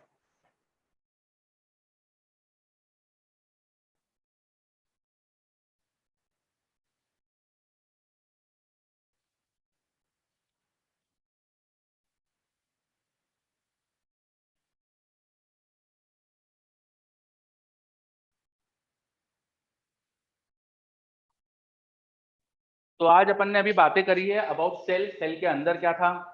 सेल के अंदर जो आयंस का फ्लो होता है, it is because of some chemical reasons, और उसको हम बोल सकते हैं कि एक नॉन कंजर्वेटिव रीजन है या नॉन कंजर्वेटिव कोई इलेक्ट्रिक फील्ड है जिसकी वजह से आयंस का ऐसा फ्लो होना चाहता है। और जब कुछ कनेक्ट नहीं है टर्मिनल्स के बीच में, तो एक इलेक्ट्रोस्टैटिक फील्ड भी जनरेट हो जाती है। उस इलेक्ट्रोस्टैटिक फील्ड की वजह से जो पोटेंशियल डिफरेंस आता है वही ईएमएफ के बराबर होता है। But when there is some current through cell, the terminal potential difference changes. In case of discharging, it reduces. In case of charging, it increases. Graph के पास में क्या लिखा है? ये मैंने लिखा है कि करंट को कब आपको पॉजिटिव लेना है। मैंने लिखा है करंट को पॉजिटिव लेना है when it is flowing out from cell. Cell से करंट जब बाहर जा रहा होगा ना, ऐसे करंट होगा, तो उसे मैंने पॉजिटिव मान के ग्राफ बनाया है। ठीक है, ओके। चलो, तो ये सेल के बारे में कुछ अपन ने चीजें और समझी। अब किसी सेल को अगर हम एक एक्सटर्नल रेजिस्टेंस से कनेक्ट करें लाइक दिस, तो सर्किट में कितना करंट है ये सब निकालने के लिए आप है ना इस इंटरनल रेजिस्टेंस को एक नॉर्मल रेजिस्टेंस जैसा ट्रीट करो। जैसे मैंने भी देखो एक करंट निकालने के लिए क्या करा है, सिंगल लूप है, तो I equal to E upon total resistance. Circuit में total EMF by total resistance. आपको करना तो जो अभी तक कर रहे हैं वही कर रहे हैं। सेल का इंटरनल रेजिस्टेंस एक नॉर्मल रेजिस्टेंस जैसे ही आपको समझना है, उसको बस सेल के पास में दिखाते हैं, यही फर्क है। बाकी सर्किट सॉल्विंग में इसमें कोई फर्क नहीं पड़ेगा। किरचॉफ लॉ वैसे ही लगाना है, नोडल एनालिसिस वैसे ही लगाना है, सब कुछ वैसे ही करना है जैसा पहले करते थे। ठीक है, चलो। तो इस सर्किट में कोई करंट पूछे तो वो बता दिया है ना। अब इस रजिस्टर को एनर्जी कितनी मिल रही है कोई ये पूछे, तो अब मैं थोड़ा सा ये सब आगे हटा के कुछ दूसरी चीजें बात करते हैं। सेल की इफिशिएंसी का मतलब क्या होता है, थोड़ा वो समझते हैं अपन।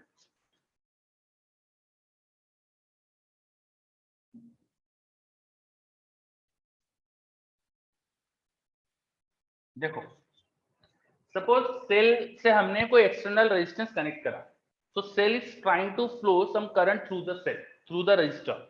उस रजिस्टर से कुछ करंट है तो उसमें कुछ पावर डेवलप हो रही है। कितनी पावर जा रही है उस रजिस्टर के अंदर? पावर इन रजिस्टर उसको लिख सकते हैं हम आई स्क्वायर आर। आई की वैल्यू आप जानते हो कितनी है, वो रख दो। तो E upon capital R plus small R इसका स्क्वायर टाइम्स आर। जो रजिस्टर के सेल के इंटरनल रेजिस्टेंस से पावर जा रही है वो भी लिख सकते हो। सेल के इंटरनल रेजिस्टेंस में जो पावर लॉस हो रही है वो भी लिख सकते हो। तो वो जाएगा हमारे पास E square upon R plus R का whole square into internal resistance of cell. Cell कितनी पावर सप्लाई कर रहा था? सेल से पावर क्या सप्लाई हुई है? तो पावर सप्लाइड बाय सेल। अब पावर हम लिख सकते हैं पोटेंशियल डिफरेंस इनटू करंट, ये अपन ने पहले भी पढ़ा है, V इनटू I होता है। तो सेल जो पावर देगा वो उसका पोटेंशियल डिफरेंस यहां से यहां का, जो सेल का बैटरी में जो केमिकल चीजें हो रही है उनकी वजह से जो पावर मिल रही है वो अपन देखेंगे यहां से यहां का पोटेंशियल डिफरेंस इनटू करंट, वो हो जाएगा I into R, I into EMF. तो सेल आपको देना चाह इतनी पावर दे रहा है, या ई का स्क्वायर करके लिख देता हूं, ये पावर सप्लाई कर रहा है। जो सेल के अंदर केमिकल एनर्जी कन्वर्ट हो रही है इलेक्ट्रिकल एनर्जी में, वो इतनी है। This is the energy which is being converted into electrical form पर यूनिट टाइम। उसमें से कुछ ले गया एक्सटर्नल रेजिस्टेंस, कुछ ले गया इंटरनल रेजिस्टेंस। थोड़ी सेल के अंदर ही खत्म हो गई और थोड़ी उस बाहर के एक्सटर्नल रेजिस्टेंस को मिल गई। आप अगर चेक करेंगे तो सेल ने जितनी पावर सप्लाई करी उतना ही दोनों में पावर का एडिशन आएगा, उतना ही दोनों में पावर का एडिशन आएगा। क्या है, समझ में आ रही बात? ठीक है। सेल में जो केमिकल एनर्जी कन्वर्ट हो रही है इलेक्ट्रिक में वो ये है, इतनी energy cell per unit time convert कर रहा है फ्रॉम केमिकल टू इलेक्ट्रिकल, और ये एनर्जी रेजिस्टेंस के अंदर लॉस हो रही है। इतनी एनर्जी तो अंदर ही सेल के अंदर ही खर्च हो गई और इतनी बाहर वाले रजिस्टर को मिल गई। तो यहाँ से हमको समझ में आ रहा है कि सेल में जो केमिकल एनर्जी का कन्वर्जन होता है इलेक्ट्रिक एनर्जी में वो 100% इफिशिएंट नहीं है, कुछ तो अंदर ही खत्म हो जाती है एनर्जी। एनर्जी 100% बाहर नहीं मिलती हमको। आपसे कोई इफिशिएंसी पूछ सकता है, इफिशिएंसी वो हम निकाल सकते हैं। वो हो जाएगा कि पावर हमें कितनी मिली बाहर डिवाइड बाय सेल ने कितनी पावर दी थी, इसे बोल देंगे एफिशिएंसी। इनटू 100 करोगे तो परसेंटेज में आ जाएगी, अभी परसेंटेज में नहीं लिख रहा मैं। पावर आउटपुट मतलब पावर जो रेजिस्टेंस को मिली बाहर वाले डिवाइड बाय सेल ने जो पावर दी थी। तो ये निकालोगे आप, रजिस्टर को पावर कितनी मिल रही तुम्हें पता है, सेल ने कितनी पावर दी तुम्हें पता है, ये सब्स्टिट्यूट करो तो ये आ जाएगा R upon R plus R। This is efficiency of cell.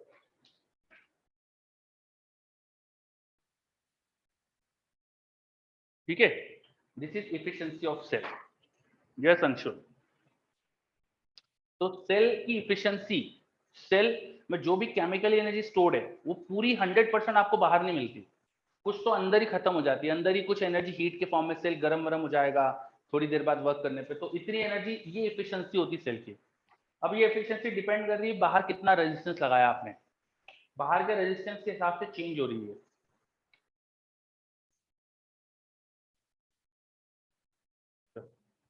इसका ग्राफ भी पूछ सकते हैं आपसे एफिशिएंसी का, तो एक्सटर्नल रेजिस्टेंस चेंज करेंगे तो ये वेरी करते जाएगी, अलग अलग टाइप का एक्सटर्नल रेजिस्टेंस लगाओ तो ये वेरी करेगी। इसका ग्राफ भी बना सकते हो आप, इफिशिएंसी वर्सेस एक्सटर्नल रेजिस्टेंस। अब ये कैपिटल आर को नीचे डिवाइड करो तो देखो ये हो जाएगा 1 upon R plus R. When capital R is increasing, the denominator is decreasing, hence efficiency should be increasing। तो ये ग्राफ कुछ ऐसा आता है, इफिशिएंसी धीरे धीरे 1 की तरफ टेंड करेगी या परसेंटेज में 100% की तरफ टेंड करेगी when resistance tends to infinity। जब सेल के बाहर बहुत बड़ा रेजिस्टेंस लगा दो तो होता क्या है कि जो भी करंट गया वो बहुत कम आएगा, उससे इस रेजिस्टेंस में तो बहुत कम पावर लॉस होगी और ज्यादा पावर बाहर मिल जाएगी, ज्यादा पावर बाहर मिल जाएगी।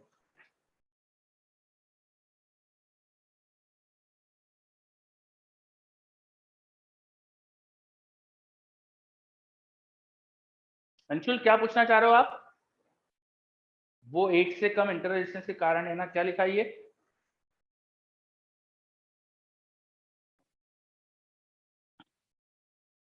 अंशुल कुड यू इलॉबरेट मोर, क्या आप डाउट क्या पूछ रहे हो?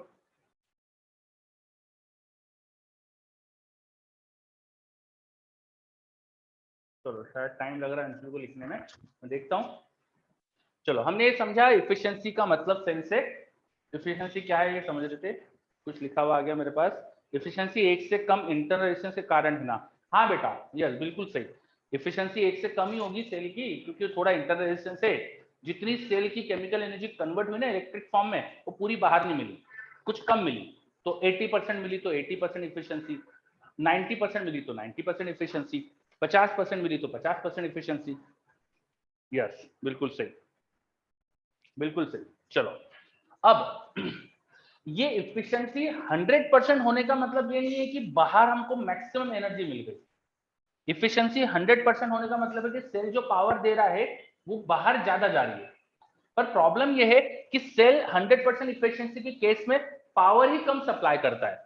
आप अगर सेल की पावर देखो तो ये रहा एक्सप्रेशन। अब तुम इस एक्सटर्नल रेजिस्टेंस को इनफाइनाइट कर दोगे ना तो सेल पावर ही कम सप्लाई करेगा, दिख रहा है आपको? जब ये इनफाइनाइट होगा तो सेल पावर ही सप्लाई नहीं कर रहा ज्यादा, सेल की जो एनर्जी है वो मैक्सिमम आपको बाहर वाले रेजिस्टेंस से मिल रही है, लेकिन दिक्कत है कि आपको बाहर वाले रेजिस्टेंस से पावर ही ज्यादा नहीं मिल रही, बहुत कम एनर्जी दे रहा है आपको सेल। तो ये कोई प्रॉब्लमेटिक बात है, ये कोई अच्छी बात नहीं है। इफिशिएंसी तुमने बढ़ा तो ली लेकिन तुम्हें कोई काम ही नहीं करते बन रहा है। है ना। मतलब कोई आदमी इतना ईमानदार है कि उसको तुम 100 रुपए दे रहे हो तो 100 रुपए का बराबर काम करेगा, पर दिक्कत है कि वो 100 रुपए का काम दिन में करता ही नहीं है, वो एक दिन में 1 रुपए का काम कर रहा है। ऐसा थोड़ी चलेगा आप, ठीक है।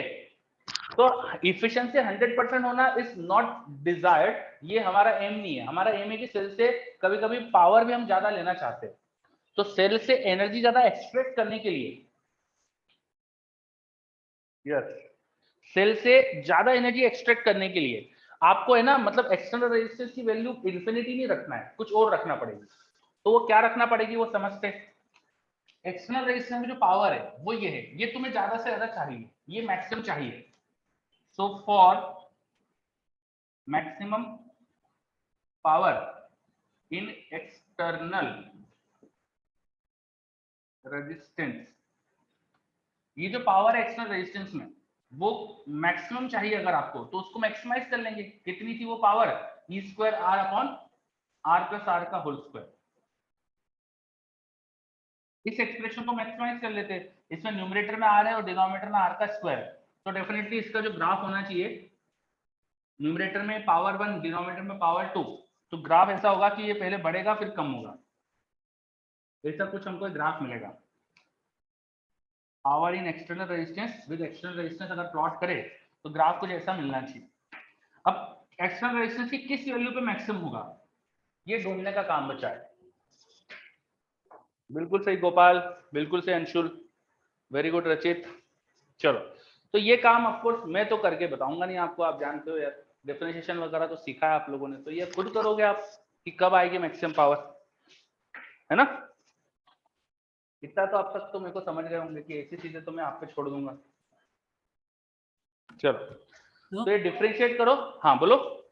तो मैक्सिमम पावर के लिए अपन उसको इनफाइनाइट बनाने की जगह जो इंटरनल रेजिस्टेंस है उसको जीरो टेंडिंग कर सकते हैं, तो उससे तो इंटरनल पावर। रेजिस्टेंस को 100% कंट्रोल नहीं कर सकते हम, वो अंदर जो कुछ तो आयंस के फ्लो में जो भी चीजें हो रही है उसकी वजह से है, तो हम इंटरनल रेजिस्टेंस को 100% जीरो कर ही नहीं सकते, उस पर हमारा कंट्रोल नहीं है। कोई सेल तुम्हें मिल गया कंपनी से, तुम खरीद के लेके आ गए सेल, अब जो उसका इंटरनल रेजिस्टेंस है वो तो है, तुम अंदर बदल तो सकते नहीं सेल को। अब तुम उस सेल से चाहते हो मैक्सिमम पावर एक्सट्रैक्ट करना, तो उसके लिए इंटरनल से बदलना है तुम्हारा एम नहीं होगा, फिर तुम्हारा ये एम होगा कि बाहर से क्या कर सकते हैं।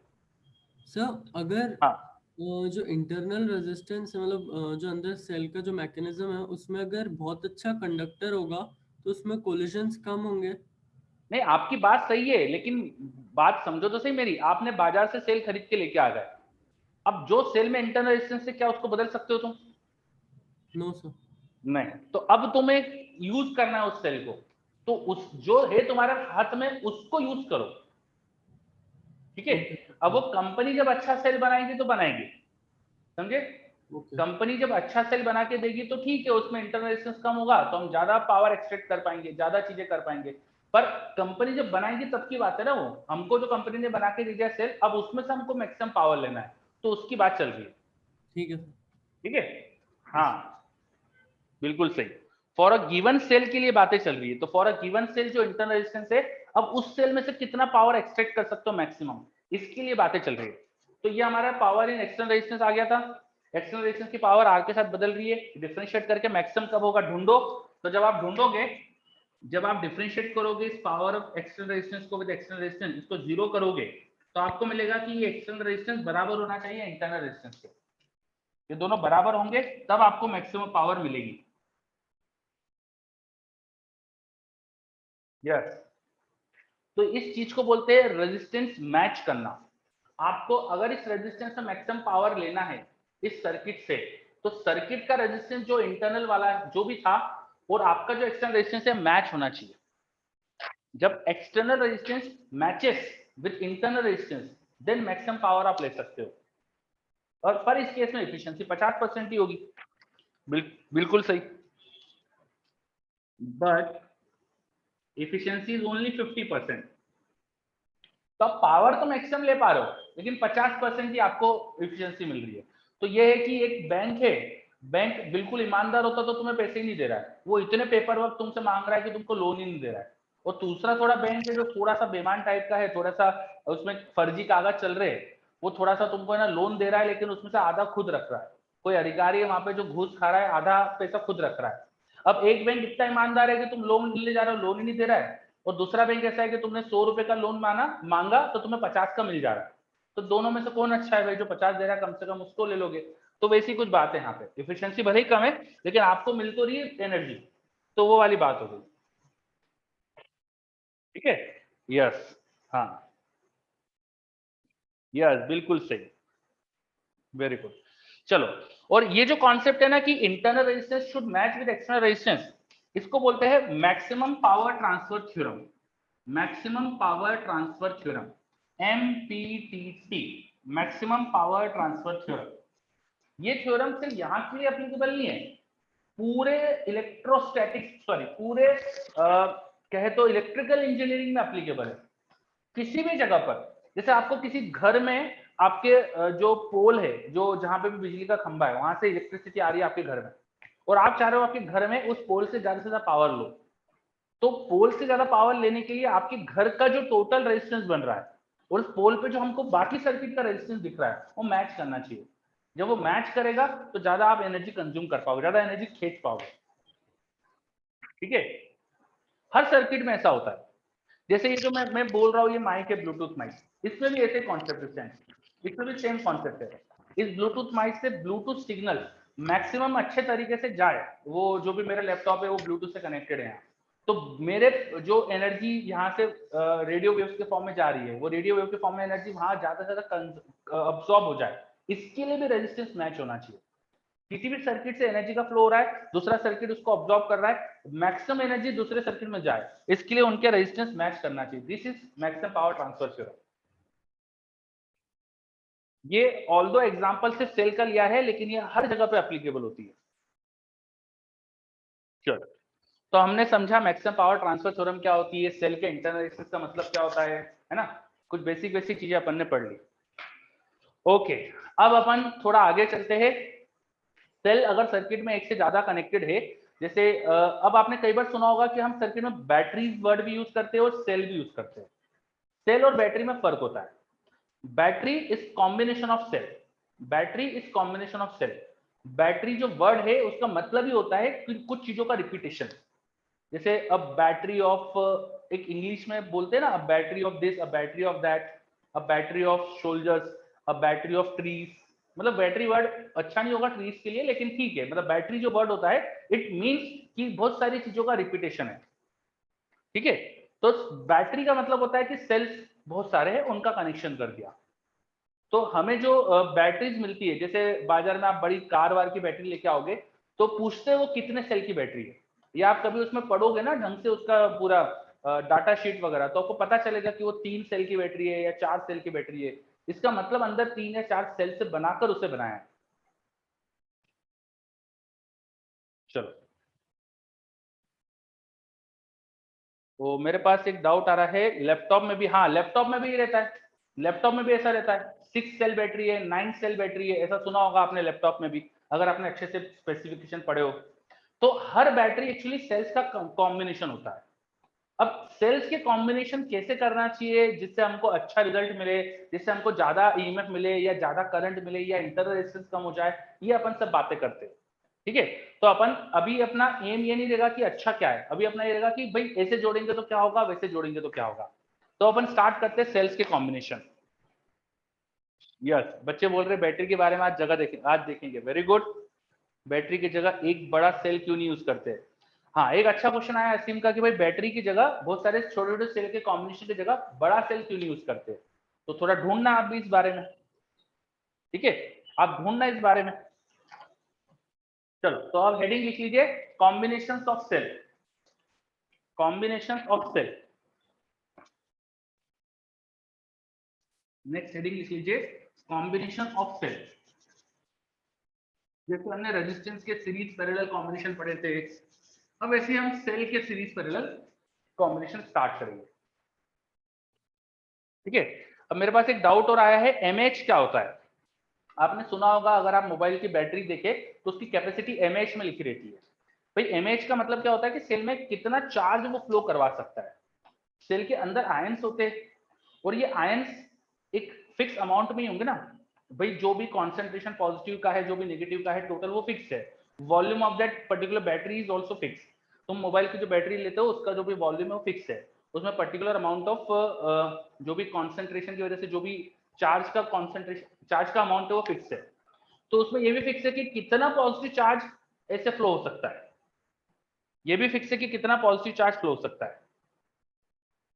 तो टोटल अमाउंट ऑफ चार्ज जो उससे फ्लो हो सकता है वो मेजर करता है उसकी कैपेसिटी कितनी है, और चार्ज जो फ्लो हो सकता है उसको मेजर करने का तरीका होता है मिली एम्पेयर आर।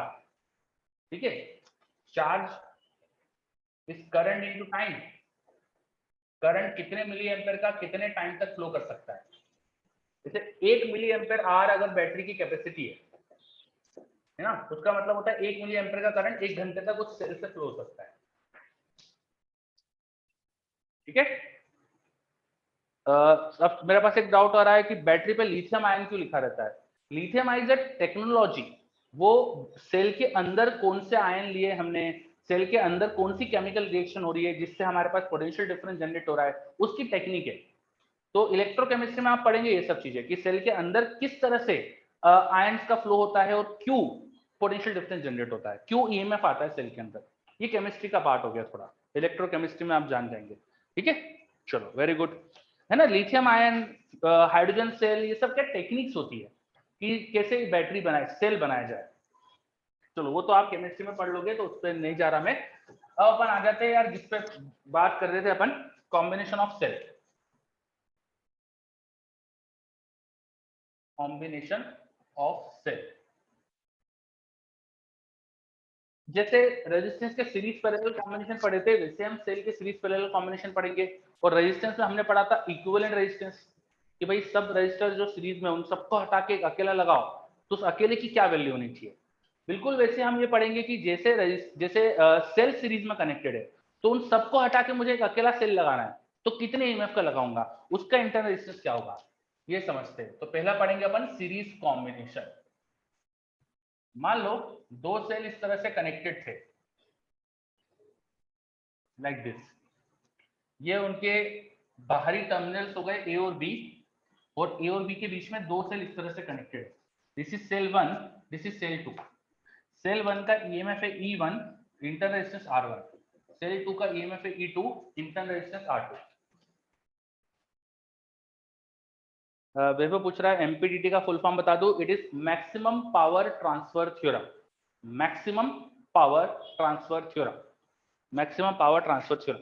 चलो सीरीज कॉम्बिनेशन, देखो ये दो सेल है, ये इस तरह से जुड़े हुए हैं कि दोनों में करंट सेम ही जाएगा। अगर कुछ करंट यहाँ से फ्लो होना स्टार्ट होता है तो देखो दोनों में सेम ही करंट जाने वाला है।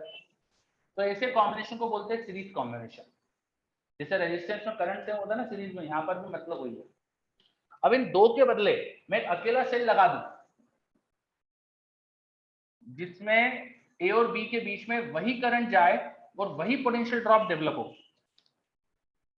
सेम करंट से सेम पोटेंशियल ड्रॉप डेवलप हो जाए, जितना पोटेंशियल ड्रॉप यहाँ डेवलप हुआ है उतना ही पोटेंशियल ड्रॉप यहाँ डेवलप हो, तो इसे बोलेंगे कि इक्विवेलेंट है।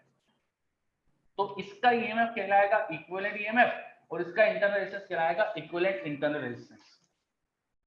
तो ये कैसे निकाले, बहुत आसान, किरचॉफ लॉ लगा दो बस, बहुत आसान, किरचॉफ लॉ लगा दो।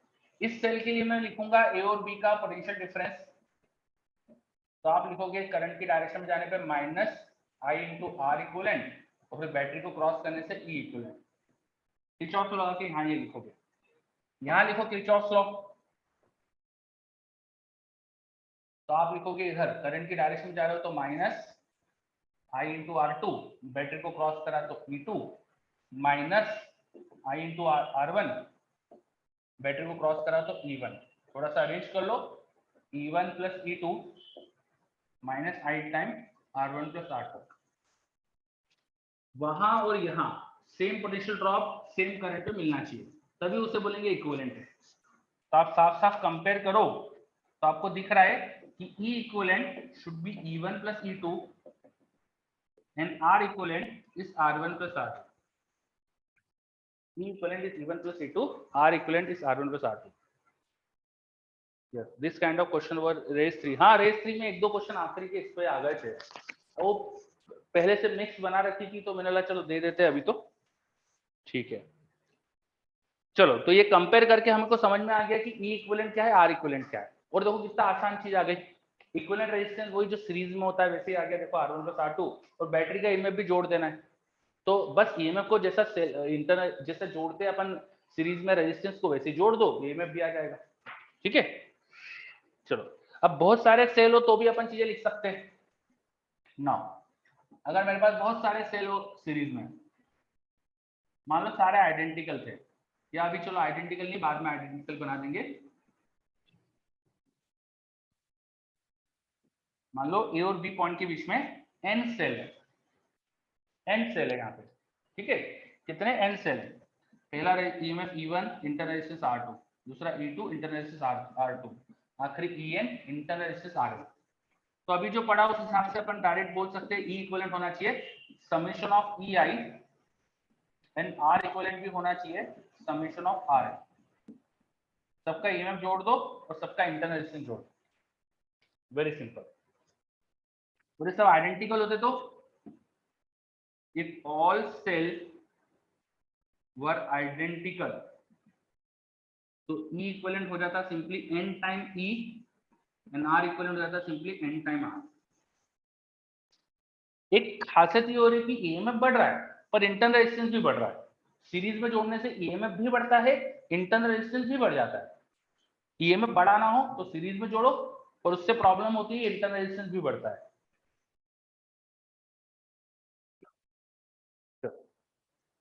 अब मान लो कि ये अपोजिट पोलैरिटी से कनेक्टेड थे, भाई सेल को तो मैं उल्टा भी जोड़ सकता हूँ ना, पोलैरिटी बदल सकता हूँ। तो क्या करेंगे, एक सेल तो इस तरह से जुड़ा है और दूसरा सेल की डायरेक्शन अपोजिट थी, तो किरचॉफ लॉ लगाते वक्त आपको जो सेल की जो डायरेक्शन है उसका ध्यान रखते हुए किरचॉफ लॉ लगाना पड़ता है ना। तो भाई जो सेल आपने उल्टा जोड़ रखा उसका ईएमएफ नेगेटिव आ जाएगा बस। रेजिस्टेंस में तो उल्टा सीधा कोई फर्क पड़ता नहीं है, ईएमएफ पे पड़ जाएगा। तो यहाँ पर जो ई इक्विवेलेंट होगा वो हो जाएगा E1 - E2 कंसिडरिंग E1 बड़ा है, और आर इक्विवेलेंट तो अभी भी वही लिखेंगे R1 + R2। ठीक है, तो जब सेल्स में कुछ सेल उल्टे जुड़े हो तो उनका ईएमएफ बस सब्ट्रैक्ट कर देना है। इंटरनल रेजिस्टेंस तो हमेशा ऐड होगा, इंटरनल रेजिस्टेंस तो सीरीज में ऐड ही होता है, उसका कोई डायरेक्शन में फर्क पड़ता नहीं। चलो तो सेल का सीरीज कॉम्बिनेशन अपन ने पढ़ा, सारे पॉइंट क्लियर यहाँ।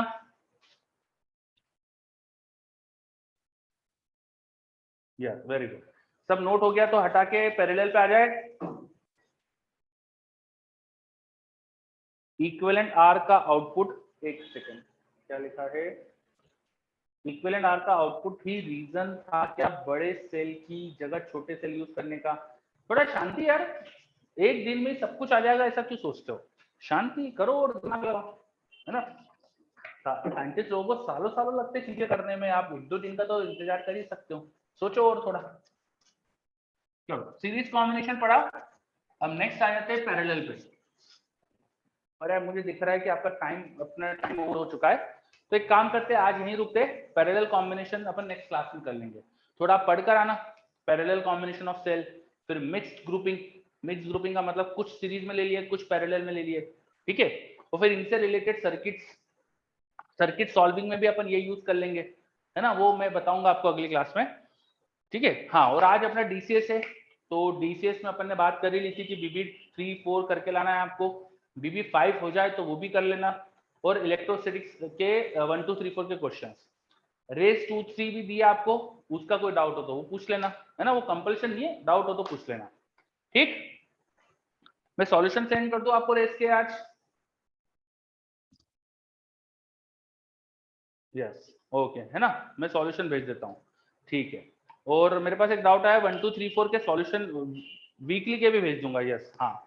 हाँ डाउट क्लास है अपनी, और डाउट क्लास वही टाइम पे रखते 2 बजे जो टाइम पे है, ठीक है। चलो ओके बच्चों, मिलते फिर नेक्स्ट क्लास में, बाय सबको, टेक केयर। 1 2 3 4 के आंसर की तो बुक में पीछे होगी ना यार, मतलब बुक में पीछे होगी।